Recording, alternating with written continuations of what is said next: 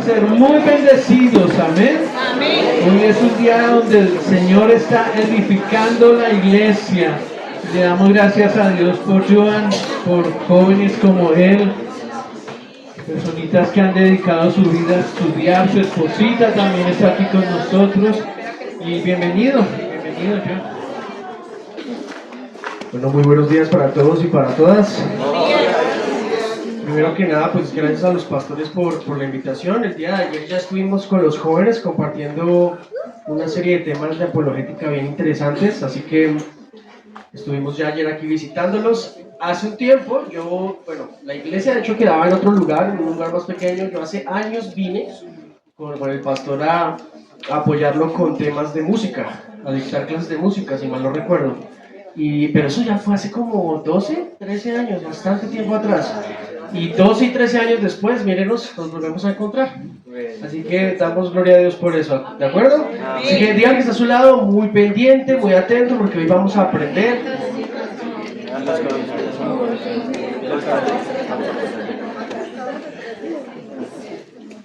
Bueno, lo que les voy a compartir hoy es como una parte de una enseñanza, de una conferencia que estamos dando desde hace cerca de 2 años, en varios lugares, en varias universidades. Es parte de un libro que yo escribí que se llama Fe y Caos. Creo que hace como 20 días los chicos de aquí fueron a Engativá y estuvieron presentes con los pastores, escuchando parte de la conferencia, y hoy traemos una parte específica para la iglesia. Lo que quisiera es que usted abriera su mente y su corazón a aprender algo que Dios quiere enseñarle el día de hoy, ¿de acuerdo? Y también a retarlo a que vea la fe desde una perspectiva distinta, complementaria, y que el reto sobre la manera en que creemos como cristianos sea complementario. ¿Amén? Amén. ¿La tienes ahí? Ok. Esta enseñanza se llama Fe y Caos coexisten. Dígale que está a su lado. La fe y el caos deben coexistir. El que está atrás de usted. La fe y el caos deben coexistir. Una pregunta que ayer nos hacían los jóvenes era: ¿cuándo se va a terminar la maldad? ¿O cuándo vamos a dejar de ver el mal en el mundo? Es una pregunta que constantemente nos hacemos, porque al ser cristianos tenemos que responderle al mundo por qué hay tanta maldad, ¿cierto? ¿Por qué las cosas pasan como pasan? ¿Por qué a nuestros vecinos les hace falta comida? ¿Por qué a otras personas se les mueren los familiares? ¿Y dónde está Dios cuando ese tipo de cosas suceden? Y es que son preguntas tan importantes que debemos empezar a responder, porque el mundo allí afuera sí las va a responder si nosotros como cristianos no lo hacemos, ¿sí? Si nosotros, que somos luz en el mundo y alumbramos la luz de Cristo, no alumbramos a la gente, la oscuridad se vestirá, se revestirá y se camuflará de luz y pretenderá hacer luz. Recuerde que la Biblia nos dice que aún el diablo se camufla como ángel de luz, lo que quiere decir que aún la oscuridad va a pretender tener la apariencia de luz. Y hoy estamos en un mundo en donde precisamente tenemos este problema. En el profeta Oseas, en el libro de Oseas, hay una historia preciosísima de cómo Dios, a partir de su profeta Oseas, le muestra al pueblo el problema de su infidelidad. Para quienes se saben la historia, básicamente Oseas es un profeta al cual Dios le pide que tome por esposa a una prostituta llamada Gomer. Lo interesante de toda esta historia de Oseas es que en un espacio Dios lo que le enseña a Oseas es que el pueblo ha sido destruido porque le faltó conocimiento. Mi pueblo fue destruido porque le faltó conocimiento. Y en una época como estas, en donde tenemos tantas ideologías atacando a nuestros jóvenes, atacando a nuestros hijos, atacando a nuestros hermanos en la fe, no podemos estar dormidos. Quien no crezca en la palabra y quien no se eduque en la palabra es como una presa fácil. La Biblia no nos dice que el diablo anda por ahí haciendo tratos con las personas a ver cómo hace venga, yo lo toco de vez en cuando, o yo lo visito en su casa de vez en cuando. No, la Biblia nos dice que el diablo anda como un león rugiente mirando a quién, ¿qué? Devorar. A quién pasárselo por el papayo, literalmente. El diablo no anda ahí negociando con usted. Si usted anda como presa fácil por allí, se lo van a devorar. Ese es el punto. Quien no se educa en la palabra va a ser destruido. Y hay muchos cristianos alrededor del planeta que tristemente, al no creer, al no educarse realmente en la Biblia, al no solamente profundizar en la Biblia y en las doctrinas básicas del cristianismo, son como presas fáciles, ¿sí? Ahí tienes, por ejemplo, a cristianos que en la esquina los cogen y les dicen, ¿sabías que Jesús no era Dios, sino un Dios? ¿Les suena a la familia? ¿Sabías que Jesús también se presentó aquí en América a los indios, y a los indios negritos pues no los permitió el acceso a la bendición, pero a los indios blanquitos sí? ¿Les parece conocido la historia de los mormones, por ejemplo? Entonces, tienes una gran cantidad de frentes que batallar. Tienes al ateísmo, tienes al agnosticismo y tienes a todas las sectas a tu alrededor. ¿Qué vas a hacer tú como creyente precisamente para crecer en tu fe? Eso es lo que vamos a hablar en el día de hoy. La siguiente, nos hacemos una pregunta. ¿Cómo prevalecer en la fe y compartir esta misma en medio de una época de tanto caos relativista e ideologías? Hemos escuchado y estamos en una época inundada por el relativismo. Tu verdad no es mi verdad y tu verdad es tan válida como la mía. Existen varias verdades, tu verdad y la mía, ¿verdad? Y constantemente estamos rodeados por esta forma de ver el mundo. Los jóvenes llegan a las casas con estas ideologías en sus cabezas, del feminismo, de la ideología de género, del ambientalismo, del indigenismo, del animalismo, del ecologismo profundo. Todos creen que quieren salvar al mundo, todos dicen que están buscando la igualdad, pero en todo caso están dañando más al mundo, a la dignidad de la mujer, a la dignidad del hombre, a la dignidad de los niños, simple y sencillamente porque se han dejado dominar por alguna u otra ideología. Ideologías que ni siquiera conocen ellos mismos. Otros jóvenes llegan a la casa abrazando el yoga, el budismo, el hinduismo, el karma, la reencarnación, etcétera, etcétera, etcétera. Estamos bombardeados de ideas que son nocivas y que el cristiano, si no sabe dónde está parado, se lo van a comer vivo. Por eso el cristiano tiene que escuchar lo que Pablo decía. Pablo nos decía en algún momento, tienen que dejar de tomar leche materna y en un momento tienen que empezar a comer ¿qué? Alimentos sólidos. Alimentos sólidos. Yo cuando era pequeño, según me cuentan, porque no era muy consciente de eso, mi abuelita, como muchas quizás abuelitas, curaban el estómago de los niños dándoles, según yo, caldo de frijoles. ¿Sí? Entonces, para que el niño deje de tomar leche y empiece a comer menudito, ¿verdad? Sopitas y cositas más fuertes en temas de sal y de otros ingredientes, tenían que curarle el estómago, ¿sí? Lo que Pablo está diciendo es eso. El cristiano no puede pasar años esperando ir a la iglesia a motivarse para que toda la semana trabaje bien. Porque a la iglesia no vamos a motivarnos, a la iglesia vamos a adorar a Cristo y a recibir el evangelio que al final de cuentas sí que nos motiva a seguir nuestra vida, ¿sí? Tienes entonces una gran cantidad de cristianos que ponen en YouTube su predicación favorita para ver si reciben una palabra. Yo vengo a recibir una palabra hoy. Todo el tiempo necesitamos de la palabra. Una vez una persona me dijo, Johan, pero yo quiero que Dios me hable. Bueno, abre la Biblia y léela. No, pero yo quiero escuchar la voz audible de Dios. Pues léela en voz alta. Buena. Sí. No podemos estar buscando a Dios en sueños y en visiones cuando lo tienes aquí. Tienes que leerlo. No hay excusa.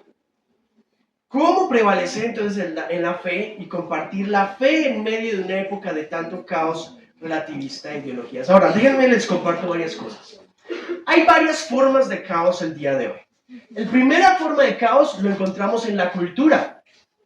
La cultura ha empezado a hacer caos y a generar caos en ciertas áreas de nuestra vida. Por ejemplo, en el lenguaje. No me voy a poner mucho a hablar sobre el lenguaje inclusivo, pero es una forma de verlo. Ellos, nosotros, todes, creen que salvan al mundo y no salvan a nadie. Si quieres ser inclusivo con el lenguaje, aprende el lenguaje de señas o aprende el lenguaje en braille. Personas con discapacidad lo requieren y lo necesitan. Pero cambiar la A por una E no cambia ni salva a nadie, no incluye a nadie. ¿Sí? El lenguaje también ha sido atacado en ciertas formas. Por ejemplo, al aborto se le ha dejado de decir aborto y se le ha empezado a llamar interrupción voluntaria del embarazo, ¿sí? Lo que conocemos como el IVE. Qué interesante es que cuando hablamos de interrupción voluntaria del embarazo, es un chipcito que se le dice a alguien que tú puedes interrumpir algo y luego lo reanudas. Pero un aborto no es igual como interrumpir una sacada de muela. ¿Sí? Tú no puedes interrumpir algo. Por ejemplo, yo podría interrumpir la predicación en este momento, ir al baño y volver y retomo la predicación, ¿verdad? Espero eso no pase. Pero el aborto no se puede interrumpir. Una vida cesa en algún punto y no puede volver a reiniciarse. ¿Se entiende cómo van desensibilizando a los jóvenes? El aborto no es más que un proceso quirúrgico. Cuando a las niñas llegan a hacerse procesos de aborto, se les vende el aborto, por ejemplo, tristemente como un proceso quirúrgico más. Y no es un proceso quirúrgico más, es alterar un ciclo natural de la vida. Y cada vez que nosotros quirúrgicamente hacemos una intervención en un cuerpo sano, hay secuelas a futuro. Si solamente un aborto espontáneo, para quienes han tenido abortos espontáneos o conocen a alguien que ha tenido un aborto espontáneo, es difícil de superar, imagínense un aborto inducido. El lenguaje es parte del centro de nuestra vida. Ya no hay embarazadas, sino persona gestante, porque ahora los hombres también pueden embarazarse. No sabemos cómo, pero lo hacen. ¿Sí? Ya no podemos hablar de mujeres que se embarazan, sino de personas gestantes. Hace un tiempo, por ejemplo, aquí en Colombia teníamos un proyecto de ley que trataba de hacer eso. Estábamos buscando de que las mujeres embarazadas, cabezas de hogar, en lugares de dificultades, pudiesen acceder a recursos públicos. Pero ¿sabes qué hizo este gobierno? Lo detuvo porque era un programa y una ley discriminatoria, porque no solo las mujeres se embarazan, sino también los hombres. Hasta el día de hoy los hombres no pueden embarazarse, por si las moscas, alguien lo está dudando todavía.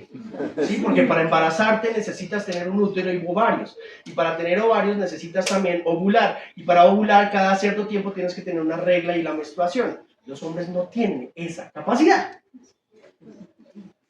¿Se entiende? Cómo el lenguaje está siendo transformado para decirle a los jóvenes, a nuestros niños y a nuestras familias que, oye, ¿sabes? Esto sí lo puedes lograr. Tú puedes autopercibirte una mujer, tú puedes autopercibirte una vaca, un perro, y todos deben aceptar eso. Tú tienes 65 años y puedes autopercibirte un niño de 8 años. Y puedes ingresar a la dominical a jugar con ellos si quieres. Puedes ingresar al baño de las mujeres o al baño de las niñas. Porque tú puedes autopercibir cómo eres. El lenguaje lo cambia todo. El problema está en que los hombres que se siguen autopercibiendo como mujeres deben ir igual a la próstata en cierta edad. Las mujeres igual se autoperciben hombres, pues va a ser difícil que puedan tener en todo caso un miembro masculino sexual real. ¿Se entiende? El lenguaje no cambia nada en la realidad, pero está siendo manipulado para que usted crea cosas que no son. Oiga, Jesús era un buen maestro, Jesús era un buen profeta, pero nadie cree que Jesús sea Dios. ¿Dónde dice en la Biblia que Jesús era Dios? Ay, vaya problema. Porque usan el lenguaje para cambiar la percepción del cristiano y atacar nuestra fe. También en la política. Ya di un pequeño ejemplo, pero en efecto, la política está siendo atacada constantemente, la fe cristiana. Ayer hablábamos con los pastores al finalizar el grupo de jóvenes, cómo en la política hoy se trata de buscar un estado irreligioso, o sea, un estado que no sea confesional. Pero lo triste aquí es que es un estado más que busca el anticristianismo que la irreligiosidad. Por ejemplo, tenemos en el Congreso sacando la capilla o sacando el lugar de oración para las personas creyentes. Ah, bueno, pero si viene el budismo, lo abrazamos. Si viene el islamismo, lo abrazamos. Mira Europa nomás. Mira Europa cómo está cundida del problema con el Islam. Sacaron el cristianismo de las universidades, sacaron el cristianismo de las civilizaciones y ahora tienen a los yihadistas en sus territorios, matando a personas que no creen exactamente lo mismo que ellos. En Europa hay un problema religioso.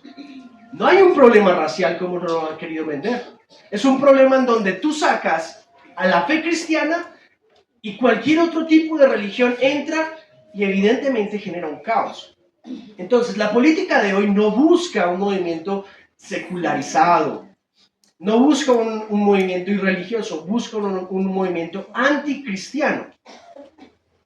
No, por ejemplo, vete nomás a congresos de política y te vas a dar cuenta que allí están bienvenidos los budistas, los ateos, los agnósticos. Hey, pero tú dices que eres cristiano y que haces política, eso es un problema.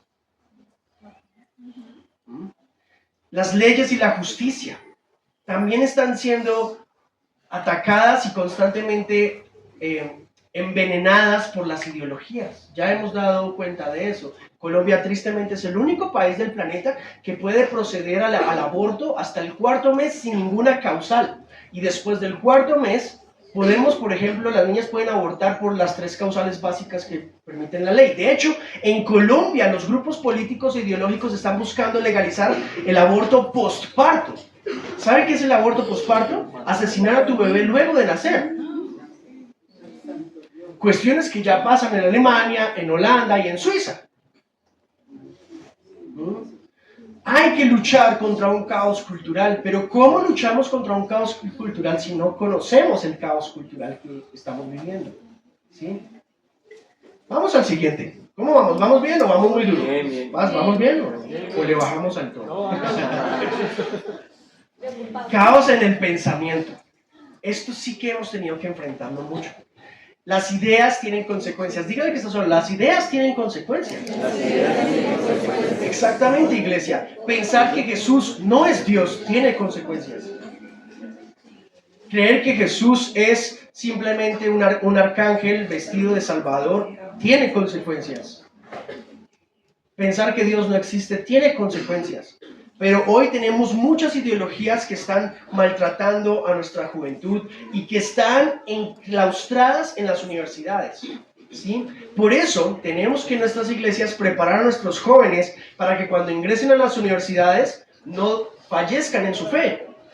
El 95% de los jóvenes que ingresan a las universidades dejan su fe a causa de estas ideas. ¿Cuáles ideas tenemos en las universidades? Bueno, una gran cantidad, pero vamos a agruparlas en estas. Utilitarismo. El utilitarismo que dice que una persona, una vida, es útil siempre y cuando le sirva a la sociedad. Si no le sirve a la sociedad, debe y puede ser descartada. Entonces ahí tienes el problema de que, por ejemplo, los grandes utilitaristas de la historia creen que un chimpancé es más persona que un bebé. Por eso un bebé puede ser asesinado aún después de nacer. Estas ideologías son ciertas. Yo no les estoy hablando de ciencia ficción, mis queridos. Les estoy hablando de ideologías que tenemos que enfrentar en las universidades. ¿Sí? Estas ideologías nos dicen que las personas que no tienen autonomía, por ejemplo, que tienen que depender de otros, que no tienen capacidad de raciocinio o de autoconciencia, pueden ser eliminadas. Por eso, los discapacitados podrían ser eliminados, según el utilitarismo.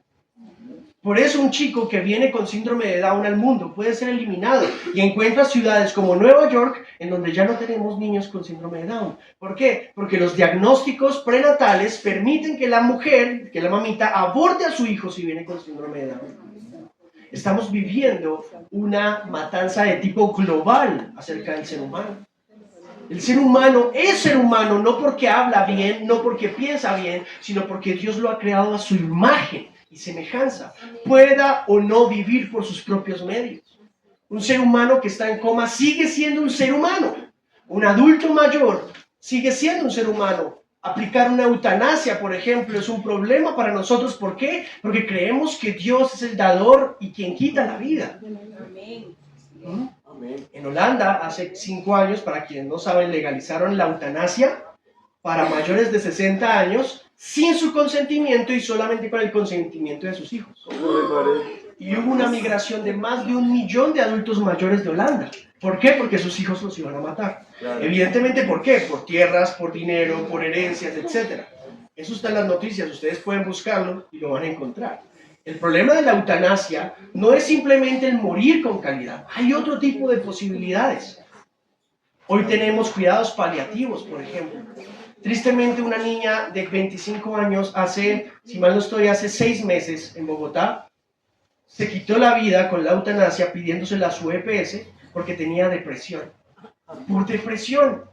Imagínate, le estamos enseñando a nuestros jóvenes la cultura de la muerte. Si no es fácil para ti lidiar con tu padecimiento mental, quítate la vida entonces. ¿Sí? O pídele a tu EPS que lo haga. ¿Se dan cuenta de lo que estamos enfrentando? Nosotros no estamos enfrentando solamente al demonio que se cuelga allí en una pared y hay que darle balazos espirituales. No, el demonio está actuando en otras áreas mucho más problemáticas, de mucha mayor influencia. El relativismo, relativizar las cosas. No existe la verdad, existe tu verdad y mi verdad. No, señores, no existe tal cuestión como tu verdad y mi verdad. Existe la verdad y existe tu opinión sobre ella y mi opinión sobre ella. Pero no existe tal cuestión como dos verdades. No es posible, no es filosóficamente posible, no es lógicamente posible, no es epistémicamente posible, no es posible. Existe una verdad y existe tu opinión y mi opinión de ella, no más. Reduccionismo, reducir al ser humano a meras partículas. El ser humano es otro animal, es otro mamífero, podemos experimentar con él, podemos hacer lo que queramos con él y por eso tenemos problemas como por ejemplo personas que con mucho dinero en grandes países van a otros países como la India y contratan un vientre de alquiler. Eso se le llama maternidad subrogada. Entonces otra mamá, otra niña, generalmente muy jóvenes, tienen el bebé de otras personas y el bebé de esta persona crece en su vientre y cuando nace tiene que entregarlo. Estamos teniendo un gran problema porque la mamá que va a tener a este bebé ha pasado 9 meses con el bebé en su vientre y cuando nace tiene un apego natural al bebé. La pregunta es, ¿de quién es el bebé?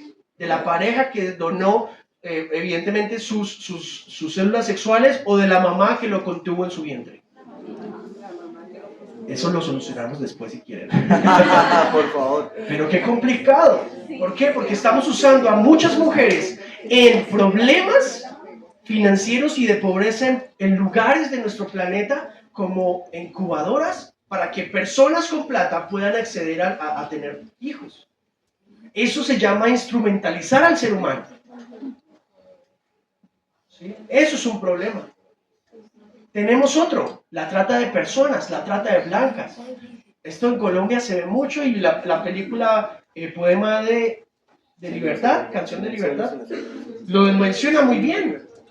En Cartagena tenemos el tráfico de prostitución más grande de Latinoamérica, por ejemplo. Y este gobierno cree que la prostitución hay que dignificarla, cuando muchas chicas se prostituyen simple y sencillamente porque están obligadas a prostituirse. Muy pocas personas se prostituyen porque quieren. Gran parte de ellas se prostituyen porque les toca o porque están obligadas por otra persona a hacerlo. ¿Por qué las feministas quieren legalizar la prostitución? ¿Sabe por qué? Porque desconocen la prostitución. La prostitución, nadie está allí porque quiere. Muchas veces están obligadas. La pornografía. Las feministas muchas veces nos dicen, hey, hay que la pornografía es un acto laboral que debe ser hasta cotizado. Sí, pero mucha gente de allí que está en estos videos de pornografía están siendo obligados a estar allí. Gran parte de los estudios sobre la pornografía nos indican que gran parte de los actores y actrices que están allí están siendo obligados a estar allí. ¿Se entiende contra lo que estamos batallando? El naturalismo. Naturalismo básicamente dice que todo lo que se puede ver, tocar y experimentar es lo que existe, nada más. Entonces tenemos a los jóvenes que dicen que si no pueden ver a Dios, pues Dios no existe. ¿Sí? Tenemos el materialismo, todo es materia, no hay nada inmaterial. No existe el alma, no existe la mente, no existe el espíritu. Todo lo que somos nuestro propio cerebro. Y eso es un problema. Porque si el materialismo y el naturalismo son ciertos, entonces con los seres humanos podemos hacer lo que queramos, podemos experimentar con ellos. El cientificismo, básicamente es la religión en derredor a la ciencia. Yo soy una persona que investiga en ciencia, pero en ningún momento creo que la ciencia lo pueda explicar todo. La ciencia no puede explicar el origen del ser humano. La ciencia no puede explicar el propósito del ser humano. La ciencia no puede explicar la razón de los valores humanos, de los derechos humanos. La ciencia no puede explicar una gran cantidad de cosas. La ciencia simplemente es un instrumento que podemos nosotros medir. El caos en el pensamiento sí que está reinando. El siguiente, y creo que ustedes lo van a entender mucho, el caos en la identidad. Claramente es uno de los ataques más mortíferos que estamos viviendo en nuestra época. El caos que está reinando frente a la identidad de las personas. Ya no tenemos entre nosotros personas con homosexualidad o lésbicas, sino tenemos bisexuales, de género fluido, no fluido, pansexuales. Tenemos, por ejemplo, los problemas con la transexualidad, que en todo caso un mayor de edad que quiera hacerse operaciones y reasignaciones de género, háganlo, pero no se metan con los niños. Hoy por hoy nuestro gobierno, para quienes no lo saben, quieren hacer que un niño que tenga 6 o 7 años, que se autopercibe con un género distinto, pueda ser financiado por su EPS para hacer transición de género. ¿Y qué hacemos con los niños que se autoperciben Superman? ¿Los lanzamos de un edificio para que vuelen también? Nadie piensa de esa manera, ¿verdad? Su hijo, cuando le dice que se cree Spider-Man, no cree que realmente pueda ser un héroe. Ah, pero si se autopercibe como una mujer, podría hacerlo. Qué extraño, ¿verdad? Si su hija se para delante de un espejo hoy y su hija tiene 14 años y pesa 12 o 15 kilos y se autopercibe como una niña de 80 kilos, usted no le va a pagar una liposucción, ¿o sí? Pero entonces si mi hijo se para frente a un espejo y cree que es una mujer, ¿por qué sí le pagaría yo una cirugía de reasignación de sexo? ¿Se entiende lo loco que estamos? ¿El caos cómo está reinando? El caos en la identidad es un caos de los que más está atropellando nuestras naciones. Tenemos transexualidad, pero no se queda ahí. Por ejemplo, tenemos los transabled o los transdiscapacitados, personas que nacen y creen y se autoperciben con una discapacidad con la cual no nacieron. Entonces, por ejemplo, personas que se autoperciben invidentes se echan ácido en los ojos porque creyeron que tenían que haber nacido con una discapacidad visual. Tenemos personas que nacieron y creen que tenían que haber nacido con una discapacidad física, y tenemos personas que ponen sus pies, por ejemplo, en hielo para que el hielo literalmente engangrene el pie y se lo mutilen, porque se autoperciben como una persona con discapacidad. Ah, mira, también te tengo otro, los transespecies. Literalmente son personas que se autoperciben de una especie diferente. Por ejemplo, tenemos perros dálmatas, tenemos gatitos, hombres o mujeres que se autoperciben gatitos, pero hablan.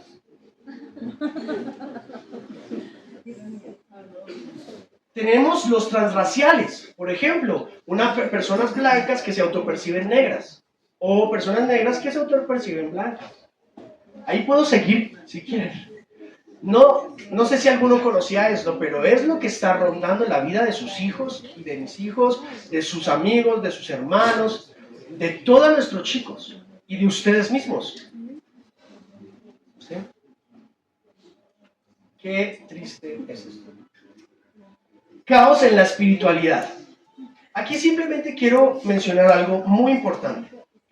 Y es que el caos en la espiritualidad lo he venido mencionando mucho, pero voy a hacer hincapié en unas cosas. Lo primero es que hay unas corrientes de cristianos y de religiosos que están diosificando el conocimiento. O sea, todo debe ser conocimiento. Oseas, cuando hablaba de la destrucción porque les faltó conocimiento, no era el matemático, no hablaba del filósofo, sino del que conocía a Dios, ¿sí? Porque no puedes amar a alguien a quien tú no conoces.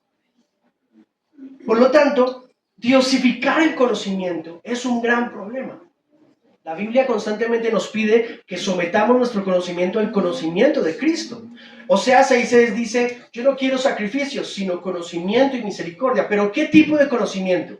El conocimiento de Dios, que viene a través de la palabra de Dios. Diosificar el conocimiento es un problema, pero tenemos el otro extremo, es satanizar el conocimiento. Por ejemplo, alguna vez a mí me decían, Johan, no estudie tanto la Biblia, la letra mata. Sí, pero la ignorancia. ¿Sí? Lea la Biblia, lea la palabra, ¿sí? Cuando escuche las predicaciones, subraye su Biblia, vaya y vea si lo que estamos diciendo en la predicación es cierto o no es cierto. ¿Qué dice la Biblia al respecto? ¿Qué tal hermanos, hablan su Biblia? Y les encuentro por allá un salmo bien extraño y ustedes me crean. Sí, lo dijo el que predicó. Bueno, vaya y busque, vaya y lea. Hay un movimiento que sataniza el conocimiento y ese es un problema. Porque en efecto, para acercarnos a las verdades bíblicas, necesitamos ciertas verdades teológicas, necesitamos verdades filosóficas, necesitamos verdades lógicas, necesitamos verdades históricas. No podemos satanizar el conocimiento, pero tampoco podemos diosificarlo. Debe haber un equilibrio, porque si no, vamos a terminar creyendo cosas que no deberíamos creer y teniendo imágenes de Dios, imágenes metafóricamente hablando, que no son de Dios.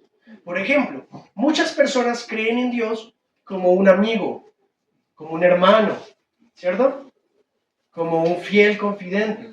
Pero el problema es que Dios, antes de ser amigo, es Señor. Amén. Antes de ser amor, es justicia también.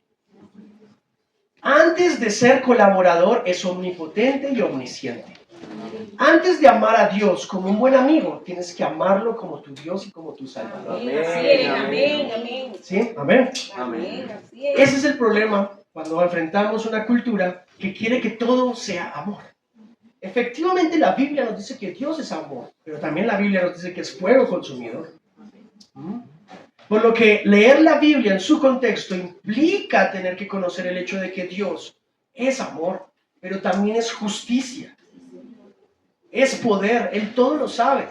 Lo que quiere decir que nadie puede doblegar la voluntad de Dios, que si pedimos a Dios y está alineado con su voluntad, Él responderá a nosotros. Pero si Él no quiere responder por un milagro, Él tiene el poder y la autoridad para no hacerlo. Amén. Amén. Así Amén. es. ¿Vale? Gloria a Dios. Impresionantemente, la fe requiere del caos porque el caos puede indirecta y directamente filtrar lo que es realmente la fe, como la cizaña y el trigo, y para allá vamos. Deben crecer juntos debido a que la madurez de una evidenciará lo nocivo de la otra. En efecto, el caos relativista del pensamiento, de la cultura, de la academia, de todo este tipo de cosas seguirá ahí, pero sigue ahí únicamente para que las personas de fe realmente demuestren su fe. No podemos quedarnos simplemente criticando la maldad del mundo. Hay que hacer algo al respecto. Y para eso creemos lo que creemos. Así que quiero que lean conmigo, por favor, esta frase bien interesante. Él es Vishal Mangal. Él es un teólogo cristiano, evidentemente, y filósofo, pero es de la India. Él creció en el hinduismo. Y él dice algo bien interesante. Las ideas falsas deben ser combatidas con la evidencia y argumentos. No con la ¿qué? Espada. Con la espada. Se debe permitir que la verdad y la falsedad se enfrenten en el mercado libre de las ideas. Porque en un combate justo y libre, la verdad siempre vence. ¿De acuerdo? ¿Cómo reprendes a tus hijos que tienen ideas falsas? ¿Con la correa? No, señor. Padres que me escuchan, con argumentos. Con argumentos. Con argumentos. Papá, ¿por qué no cree en la evolución? Dele sus argumentos a sus hijos, no le pegue. ¿Sí? Con argumentos. En un área, en un ring, justo en donde la verdad y la falsedad se enfrentan, la verdad siempre va a ganar. Pero para eso tenemos que cultivar la verdad en nosotros. Y la verdad viene en la palabra de Dios. Y la palabra de Dios no viene a nosotros simplemente con una mera lectura. Porque déjenme decirles, ayer se los decía a los jóvenes, tú no lees la Biblia. Cuando tú abres la Biblia te lee a ti. Si tú buscas en la Biblia y lees en la Biblia a ver en qué momento encuentras errores, estás teniendo un problema. Porque no se lee de esa manera. Tú abres la Biblia y al leerla, la Biblia te lee a ti. Porque este es el único libro en donde el autor todo el tiempo está presente mientras lo lees. Cualquier otro libro, tú lo lees y el autor ya murió hace unos años o no está. Pero cuando abres la Biblia, Dios se hace presente. Amén. ¿Sí? Por eso necesitamos profundizar en las verdades bíblicas con objetividad, evidentemente con formación, pero con objetividad. El caos entonces está como una maraña, ¿verdad? Y al otro lado tenemos la fe. Pero en el medio hay una tensión que es necesaria. ¿Sí?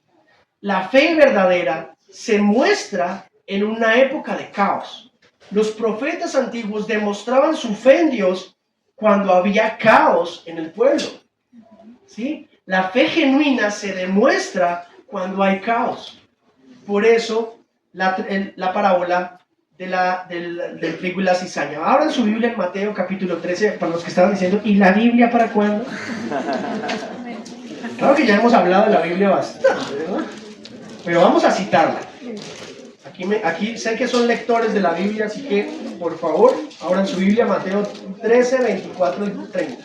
Yo lo voy a leer en Nueva Versión Internacional, pero usted léalo en la versión que lo tiene, por favor. Hoy usted va a entender la parábola bajo una perspectiva teológica mucho más ampliada de lo que generalmente creemos, ¿verdad?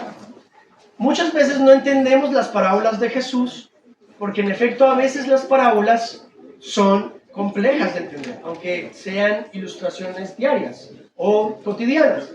Pero la ilustración de Jesús es una ilustración que solo Jesús podía haber dado. Voy a leerles. Desde el verso 24 en adelante, en Mateo 13 se nos dice lo siguiente. Les refirió otra parábola, diciendo, el reino de los cielos es semejante a un hombre que sembró buena semilla en su campo. Pero mientras dormían los hombres, vino su enemigo y sembró cizaña entre el trigo y se fue. Y cuando salió la hierba y dio fruto, entonces apareció también la cizaña. Vinieron entonces los siervos del padre de familia y le dijeron, Señor, ¿no sembraste buena semilla en tu campo? ¿De dónde pues tienes cizaña? Él les dijo, un enemigo ha hecho esto. Y los siervos le dijeron, ¿quieres pues que vayamos y la arranquemos? Él le dijo, ¿qué les dijo? No sea que al arrancar la cizaña, arranquéis también con ella el trigo. Dejad crecer juntamente lo uno y lo otro hasta la siega, y al tiempo de la siega yo diré a los segadores, recoged primero la cizaña y atadla en manojos para quemarla, pero recoged el trigo en mi granero. Deténgase por favor allí en el verso 29. No arranquen la cizaña en este momento. Uno creería que si ve cizaña, lo primero que debe hacer es arrancarla, para que no dañe a los demás. Es como una manzana podrida daña al resto de las manzanas. Pero lo que Jesús hace es invertir la manera en que entendemos, ¿verdad? Nosotros, por ejemplo, encontramos que si no sacamos la manzana podrida, entonces se nos va a pudrir todo el canasto de manzanas. Y evidentemente eso en las frutas es cierto. Pero Jesús lo que está diciendo, deténganse un momento en el tema de la cizaña. La cizaña creció porque el enemigo vino y la sembró entre nosotros, ¿de acuerdo? ¿Sí? ¿Lo están entendiendo hasta ahí? La cizaña está creciendo entonces a la par del trigo. Los sembradores le dicen, hay que quitar esa cizaña porque va a dañar el trigo. Y el Señor básicamente dice, no lo hagan, porque si arrancas en este momento la cizaña, vas a arrancar con ella el trigo. Y al final de cuentas, lo que nos dice es que dejen que crezcan juntas, porque al final, cuando se saque todo, la cizaña irá al fuego y el trigo al granero. En todo caso, lo que Jesús está diciendo es que tanto cizaña como trigo, ¿ustedes son cizaña o trigo? Trigo. Ustedes son trigo, bueno, digan que es un hermano trigo. Hermano trigo. Hermano triguito. Hermano trigo. Sí. Hermano trigo. Pero eso no quiere decir que entre nosotros no crezca la cizaña. Entre nosotros puede existir, por ejemplo, el chisme o la mentira. Pero ¿qué va a pasar? ¿Vamos a hacerle caso al chisme y a la mentira? ¿O vamos a dejar que la verdadera fe se manifieste mientras que la mentira y el chisme se manifiestan? Solamente la verdadera fe se puede evidenciar en momentos como esos. Hermanito, es que la hermanita ya llegó y llegó tarde. Imagínense, y la vieron en otra iglesia. Sí, ¿verdad? Y empieza la cizaña a recorrernos. ¿Sí? Y le creamos una vida paralela a la hermanita. Cálmense, tranquilos. Si eso es verdad, a su tiempo, saldrá a la luz. Si el pecado entre nosotros es cierto o es simplemente un chisme, saldrá a su tiempo a la luz. Pero nuestro trabajo no es erradicar la mentira, sino hacer crecer el trigo. Amén. ¿Se entiende? No podemos esforzarnos todo el tiempo por erradicar la mentira y desechamos el trigo.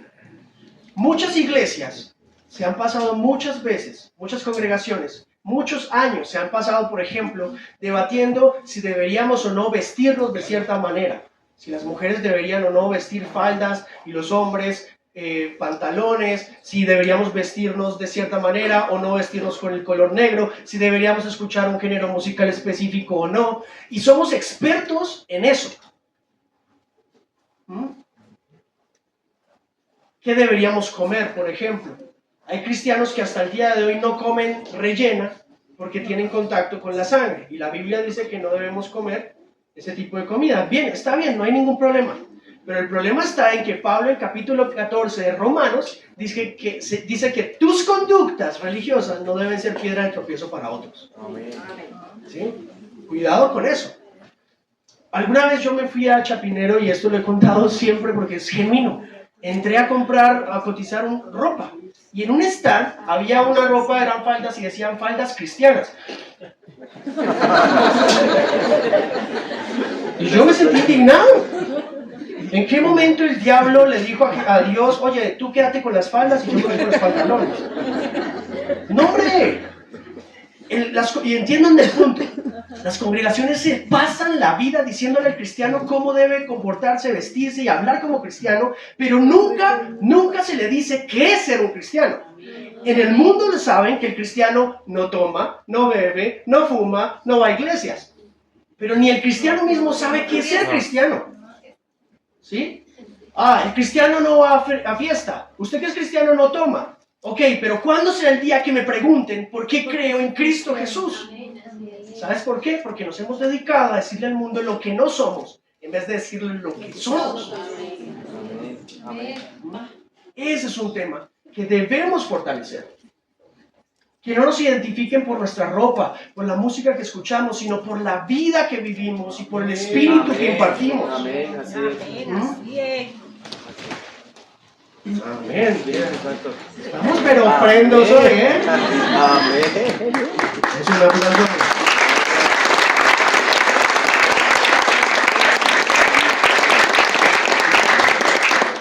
Este tipo de cosas es la que necesitamos correr a los pies de Cristo y que nos enseñe, Amén. y que nos ayude, y que nos diga cómo debemos actuar. Padre, dime cómo ser genuinamente trigo, cómo crecer en la fe genuinamente. La fe no se viste, la fe no es una estética, la fe no es una apariencia, es una forma de vivir real. Podemos ser cristianos con la mejor Biblia Holman, con bordes en oro y en cuero, con lo mejor vestido que tú quieras, pero si vamos caminando en la calle y vemos al pobre que empobrece y no hacemos nada, y vemos al hambriento con hambre y no hacemos nada, y vemos a los niños con necesidad, y vemos a los jóvenes necesitados de respuestas, y no hacemos nada, te cuento, tú te vas completito al infierno así vestidito si quieres. Amén. Así es. Y este es el problema. El mundo está viendo en la necesidad del mundo las razones. Entonces, por ejemplo, nosotros vamos muy vestidos como cristianos y vemos problemas de basuras, de problemas de contaminación y no hacemos nada. Y les cuento que en Génesis se nos dijo que debíamos cuidar la naturaleza. Pero el cristiano no se importa por eso. ¿Sabes quiénes sí les importa? A los ideólogos del ecologismo hoy, que dicen que el ser humano es el peor virus para el planeta y por eso no hay que tener más seres humanos y hay que tener movimientos antinatalistas. Y tus hijos están creciendo diciendo que no van a tener hijos porque no le van a contaminar más al mundo. Por eso hoy tenemos bajas índices de natalidad en el planeta entero. Por eso China, por ejemplo, hoy va por la ley del tercer hijo.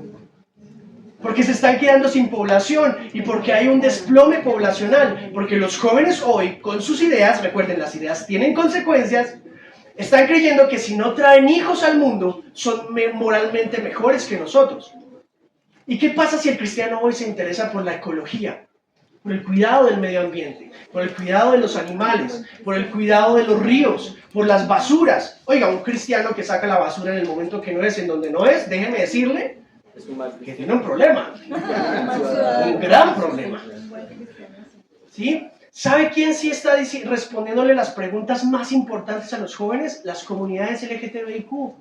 Las comunidades ecologistas, los animalistas, los indigenistas, los ateos están yendo allá. Mientras que nosotros quizás estamos enajenados. Pero ¿qué pasa si nos volcamos a Cristo y empezamos a hacer de las prioridades de Cristo nuestra prioridad? Amén. Amén. ¿Sí? Eso va a hablar. la mejor apologética, la forma mejor de evangelizar a las personas es hablar de Jesús, y eso está bastante bien. Pero más que hablar de Jesús, iglesia, mostremos a Jesús. Amén. Mostrémoslo con nuestra vida. No solo a los que están allá afuera, a nuestros propios hermanos. El hermano que cayó en pecado, no lo expulsemos de entre nosotros rápidamente. Miremoslo como Jesús lo mira. Estás mal, efectivamente estás mal, estás en pecado. Pero aquí está un grupo de hermanos que quieren restituir. Amén. Amén. Amén, amén. ¿Se entiende? Amén. La fe y el caos crecen juntos. Porque la fe se manifiesta de formas originales y genuinas en tiempos de caos. El caos cultural, espiritual e intelectual de hoy solo puede ser erradicado cuando la fe haya llegado a su mejor versión. ¿Cuál es la mejor versión de nuestra fe hoy? La fe más sencilla y más genuina, la menos artificial de todas. No es aparentar que lo sabemos todo. Oye, me preguntaste sobre esto. ¿Sabes? No lo sé. No me invento respuestas que no existen. Voy a investigar y te lo digo. Seamos genuinos. Amén. No seamos mentirosos, porque los jóvenes y los chicos de hoy huelen la hipocresía a metros. Por eso les encantan los movimientos LGTBIQ, porque ellos, si se sienten mujeres, ¿qué van a hacer? Pues a vivir como mujer. Pero el cristiano a veces oculta lo genuino de su fe en momentos importantes, y los chicos huelen a metros ese tipo de cosas. Usted sea cristiano en todo tiempo, no solamente aquí en esta hermosa iglesia, sino en su trabajo. Que ya, cuando usted llega a sus flores, ¿aquí trabajan en flores? Sí, algunos. En empresas y demás, ¿verdad? Cuando lleguen ustedes a su lugar de trabajo, que no digan, ay, otra vez llegó este cristiano peleón. Ay, llegó el que se quejó por todo. Mire, esta persona me la tiene montada. Y peor aún, este cristiano es mi jefe y es un mal jefe. No, mire, que llegue usted a su trabajo y llegó mi jefe cristiano, el mejor jefe que he tenido, el mejor compañero que he tenido. ¿Sí? Este tipo da la segunda milla, como ¿quién lo dijo? Como Jesús. Amén. Amén. Sí, el ser cristiano es una gran responsabilidad. Tú no puedes ser cristiano solo los domingos. En tu trabajo tienes que serlo. Ay, llegó mi vecino cristiano, qué cansón. Pelea por todo. Ah, pero que digan, mi vecino cristiano nos va a ayudar. Tengo un vecino cristiano. Amén. Que ese sea el testimonio, y con eso vas a mostrar a Jesús. Yo sé que esto le cae como palo a muchos de nosotros, de verdad, yo sé que sí, pero es necesario. Amén. Porque si no vivimos a Jesús, va a ser difícil compartir a Jesús. Amén. Amén, así es. Por último, quiero que hablan su Biblia, por favor, en Romanos capítulo 13.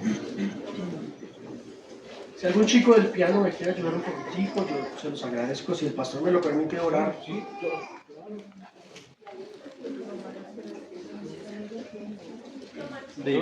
Romanos capítulo 13.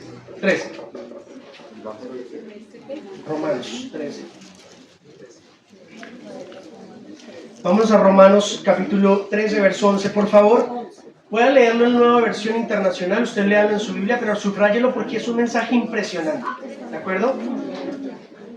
Cada vez que la humanidad más avanza en su historia, yo observo que el caos se hace más complejo, más oscura se hace la noche, ¿verdad? O sea, la maldad abunda en todo lado. La maldad abunda en todo lado. Jesús dijo que en el final de los tiempos los padres entregarán a sus hijos y los hijos entregarán a sus padres. Y que el amor de muchos se va a enfriar. Y no solo el amor hacia Dios, sino el amor al prójimo. Amaremos más a los animales que al prójimo. Amaremos más a la naturaleza que al prójimo. Amaremos más a las cosas que al prójimo. ¿Sí?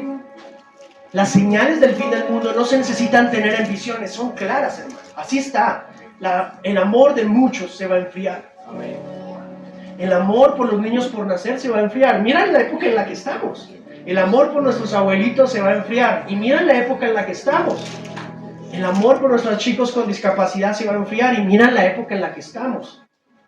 ¿Se entiende? Estamos en una época en donde la maldad y su oscuridad es muy densa. Y la maldad se ha vestido de luz y ha querido disfrazarse de luz para decirle al mundo lo que quiere el mundo escuchar. Miren lo que dice, es impresionante lo que Pablo le dice a los romanos desde el verso 11. Hagan todo esto estando conscientes del tiempo en que vivimos. Díganle que está a su lado, ¿usted está consciente en el tiempo en que vivimos? Aquí está atrás de usted. ¿Usted sabe en qué tiempo estamos? Paren de ahí un momentico la lectura. Jesús en un momento les dijo a sus discípulos, ¿ustedes saben en qué momento va a llover? ¿Ustedes saben en qué momento la cosecha va a crecer? ¿Y ustedes no saben en qué tiempo estamos? Ustedes son buenos para leer los tiempos políticos, ustedes son muy buenos para leer los tiempos espirituales, pero ustedes no saben en qué tiempo estamos. A Jesús le frustraba que su gente no supiera el tiempo en que estaban viviendo. Y esto es lo que Pablo retoma. Pablo dice, hagan todo esto estando conscientes del tiempo en que vivimos. Ya es hora de que despierten del sueño, pues nuestra salvación está ahora más cerca que cuando inicialmente creímos. Amén. Amén.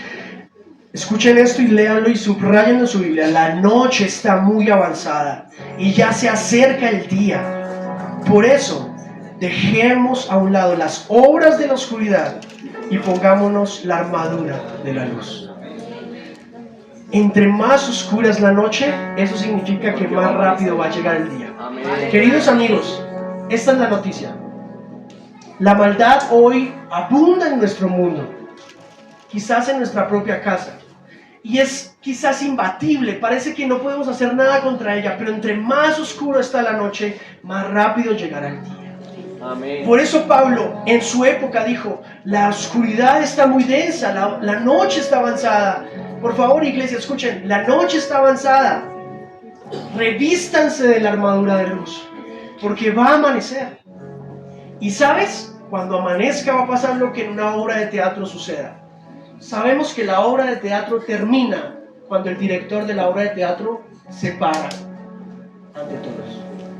El día que Jesús haga su entrada triunfal, luego de que la noche termina y la mañana aparezca, ese día Él separará el trigo de la cizaña. Amén. Mi querido, es hora de que hagas parte del equipo correcto. Amén. Es ahora.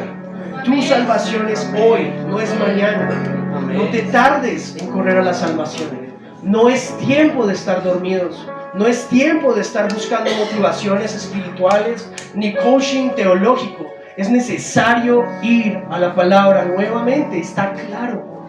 El mundo hace siglos esperaba a un león como líder, un gran león. Miren, los celotes, todos los grupos guerrilleros que estaban alrededor de Jesús esperaban a un rey que los liberara, a un león que peleara por ellos contra Roma.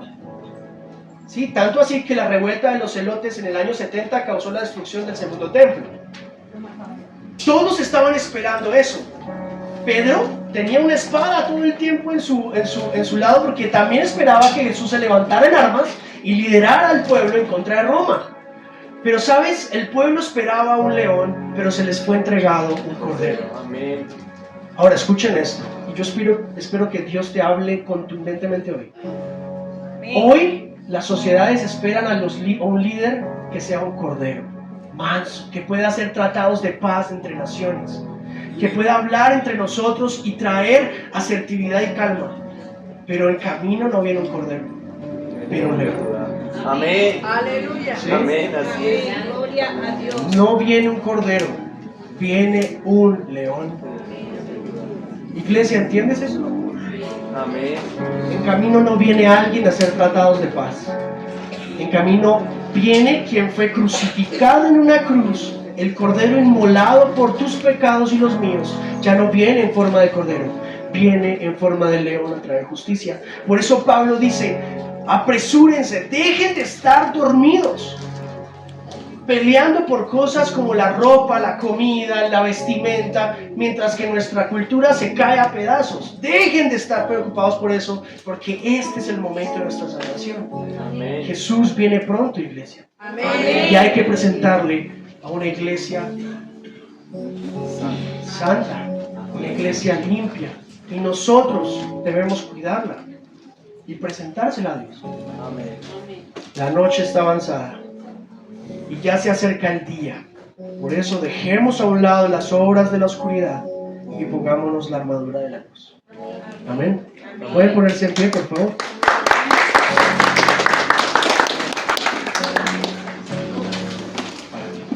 El pastor me permitió orar con ustedes, ¿vale? Amén. Lo que hay es trabajo. Jesús dijo, la mies es mucha, pero los obreros son pocos. Nuestro mundo se cae a pedazos con ideologías, con suicidios, con depresión, con ansiedad, y necesitamos darle respuesta a este mundo. Por eso, no nos quedemos de brazos cruzados. De verdad, seamos luz. Una luz no se enciende para ponerla debajo de una mesa, sino para ponerla en lo más alto. Amén. Que la gente en tu trabajo sepa que tú eres cristiano, no porque cantas duro las canciones de alabanza, sino porque las muestras con tus obras. Aleluya. Amén. Si no hay dinero que darle al pobre o al menesteroso, lo que Pedro dijo, de lo que tengo te doy, déjame orar por ti, no tengo dinero para ayudarte. Tienes problemas en tu casa se está cayendo a pedazos, no tengo cómo ayudarte, solamente déjame orar por ti.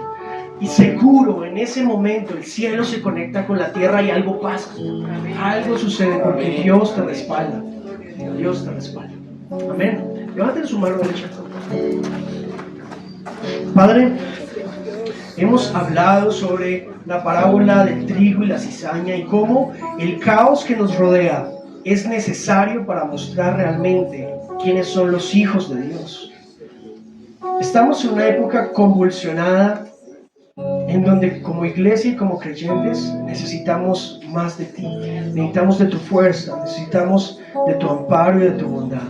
Pero entendemos también el llamado que tenemos. Quizás aquí hay cristianos de hace ya varios años que necesitan empezar a tomarse mucho más en serio la Biblia, mucho más en serio los evangelios. Entender que este hermoso mensaje es poder de Dios para salvación del mundo y por lo tanto no nos avergonzamos de este hermoso evangelio, por lo cual lo llevamos a nuestro trabajo, lo llevamos a nuestra casa, lo llevamos a las calles. Este evangelio que se formó en las calles debe volver a ser hablado en las calles. Este evangelio debe volver a la cultura, al pensamiento, a la política, a cada una de las áreas de nuestras sociedades que tanto lo necesitan. Quizás no somos los mejores, quizás no somos los más capacitados, pero tú a partir de todo el evangelio nos has enseñado que unos cuantos peces y unos cuantos panes sirven para multiplicar y darle alimento a muchos. Si eso es mi vida, si mi vida simplemente son unos panes, unos peces, unos pocos talentos, por favor, usa eso, usa mi tiempo, usa mi vida, mi fuerza, mi talento, mi trabajo, mi dinero, mi tiempo, todo lo que soy, úsalo para esta grandiosa obra, porque la noche es oscura y pronto se acerca el día. Y tan pronto está cerca el día, yo quiero estar listo y preparado para que el día en que tú vuelvas en las nubes, tú me reconozcas a mí y sepas cómo me llamo, Señor. Cuando abras el libro de la vida, mi nombre esté en el libro de la vida. Repite conmigo, iglesia, conmigo esto, por favor. Pon mi nombre en el libro de la vida. Por mi nombre. Me arrepiento de todos mis pecados, de toda la maldad que he hecho y todo lo bueno que he podido hacer y no lo he hecho. Te pido, Señor, que traigas arrepentimiento en mi corazón y conciencia de pecado. Mi salvación es aquí y es ahora.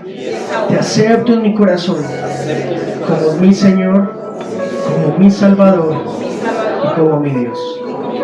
Amén y amén. Gracias, iglesia.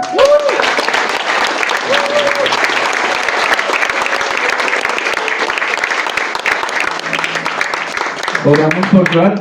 La primera vez que lo vi, un muchacho flaco, hace muchos años, y ¿saben dónde estudiaba?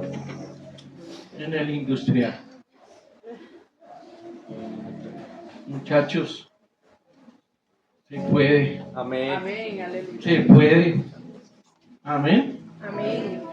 Y gracias a Dios por el industrial, lo bendecimos, y el comercial, pero es de la casa. No es de Nueva York ni de por allá, de acá, de Tocancipá. Amén. Podemos ser lo que Dios quiere que seamos. Amén. Padre, te damos muchas gracias. Gracias, Dios, gracias. Agradecido contigo, Señor, por lo que tú has hecho, estás haciendo y harás, Señor. Gracias. Por levantar a hombres como Joan, Señor, que hablan tu palabra con valentía, con inteligencia, con ciencia, con esa gracia tuya, Señor. Gracias, Señor. Por favor, multiplica hombres como Él, mujeres como Él, que se levanten con una conciencia limpia, con una conciencia real, con una conciencia de tu palabra, con ese valor, ese denuedo, esa elocuencia, Señor.